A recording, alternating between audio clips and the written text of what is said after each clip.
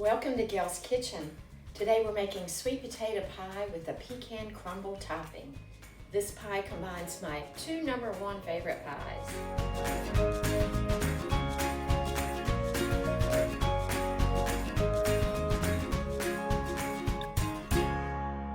In my experience, the best flavor comes from roasting the sweet potatoes. So when you bake your sweet potatoes, you prick them and then you bake them at 400 degrees for about an hour.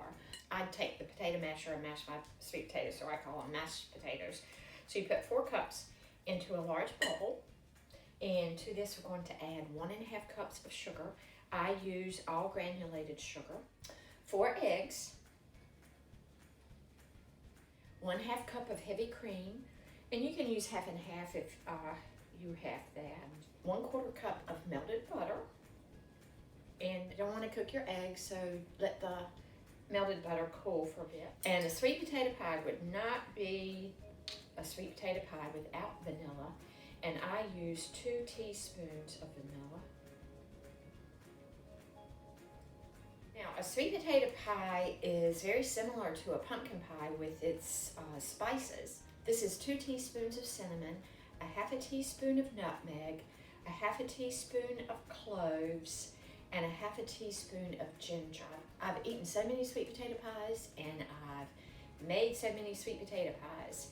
And what I found is that I definitely want the ginger in my sweet potato pie. So we're just going to beat this until it's well blended.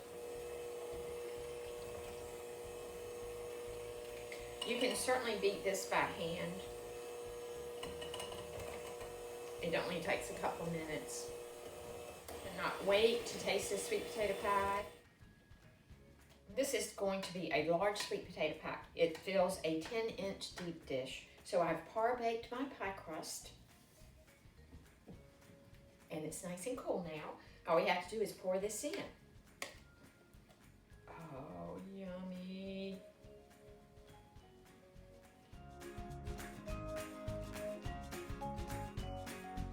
For our crumble topping, you're going to take 3/4 cup of flour, 1/2 teaspoon of salt, and 1/2 teaspoon of cinnamon.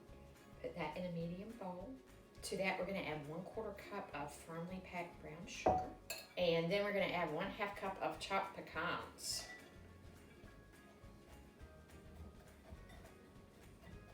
Six tablespoons of melted butter. So there's really just no way around not getting your fingers into a crumble. At least for me, anyway.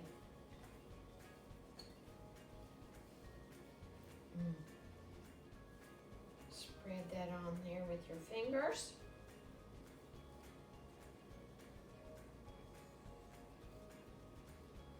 I don't know if I can wait for this pie to cool.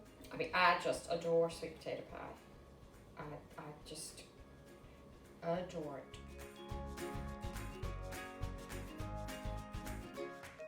So this pie is going in a 350-degree oven for 1 hour, because this is a deep dish 10-inch pie. It's a very large pie, and it will feed someone like me for a couple days. Actually, this is a fairly large pie, so it's going to take an hour to cook. So what we're going to do is check it halfway through after 30 minutes, and we're probably going to cover it with some foil. So in the oven this goes, and this is going to smell so good. Our pie cooked for close to 70 minutes. I checked our pie after 30 minutes and covered it with foil so the crust wouldn't overbrown.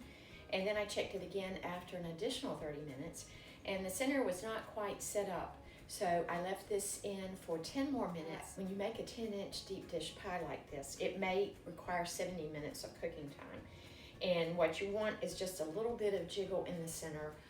But when I checked it after 60 minutes, pretty much the whole 2/3 was still jiggly. So I put this pie back in for another 10 minutes, and then it was nicely puffed up and set. For the fullest flavor, this pie needs to cool completely and then be refrigerated for at least 4 or 5 hours, preferably overnight. When I have a slice of sweet potato pie, it's not just a sliver. This pie has the perfect amount of all seasonings. This pie is just loaded with flavor. The pecan crumble is excellent on the top of this pie. It complements the sweet potato pie very well. I know what I'm having for breakfast the rest of the week.